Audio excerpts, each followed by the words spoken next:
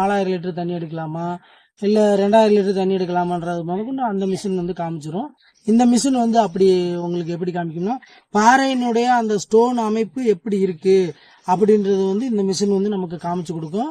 இந்த மிஷின்லயும் நம்ம 9 பாயிண்ட் எடுத்தா கூட அந்த ஒரு பாயிண்ட் பக்கத்துலேயே நம்ம ஒரு 7-8 பாயிண்ட்டை வரிசையாக நம்ம மீட்டர் வச்சு அளந்து அதுக்குள்ள ஒரு 7-8 பாயிண்ட்டை நம்ம வந்து செலக்ட் பண்றோம். 1 பாயிண்ட் 2 பாயிண்ட் மட்டும் அங்கனக்குள்ள ஒரு ஏக்கர்ல வந்து 9 பாயிண்டா 10 பாயிண்டா நம்ம செலக்ட் பண்றோம். இல்ல 3 ஏக்கர்ல ஒரு 10 பாயிண்டை செலக்ட் பண்றோம் அப்படின்னா அந்த 10 பாயிண்ட்ல ஒரு பாயிண்டை செலக்ட் பண்ணினதுக்கு அப்புறம் அந்த 10 பாயிண்ட்டுக்குள்ள 20 அடி அகலத்துல இல்லைன்னா 30 அடி அகலத்துல இல்லைன்னா 10 மீட்டர் அகலத்துல நம்ம 10 பாயிண்ட் ஒரு மீட்டருக்கு ஒரு பாயிண்ட்னு நம்ம செலக்ட் பண்றோம். ஏன் அப்படின்னு கேட்டீங்கன்னா அந்த வாட்டர் ஸ்டோன் வந்து முன்ன பின்ன நகன்றிருக்கும். அப்ப லேஸ் முனிப்பகுதியிலேயே அந்த லொக்கேட்டர் வந்து காமிச்சு சுத்திட்டு போயிடும்.